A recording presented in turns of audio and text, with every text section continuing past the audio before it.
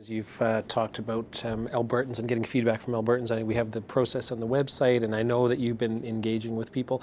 Can you give us a bit of an idea of what people are saying? I know that they've applauded the group for the work that you're doing. Are there specifics? Are there particular areas that people are more interested in? The first thing that we're really noticing is that there's a huge appetite on the part of Albertans and actually people outside of Alberta. Some of them come from Alberta, but not all of them.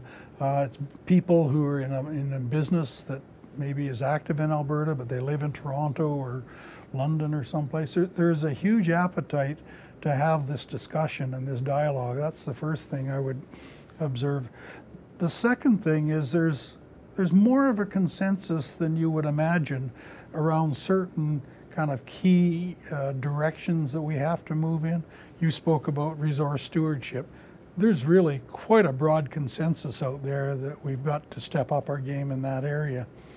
The whole issue of global linkages, that's an area that a lot of people don't gravitate to unprompted, but when you talk about where we've been and our linkages with the U.S. and our dependency on the U.S.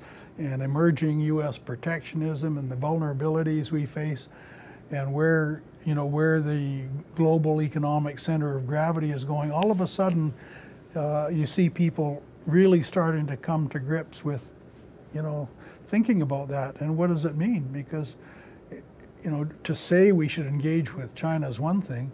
To engage with China is quite another. It means you've got to have people who know the language, the culture, business practices.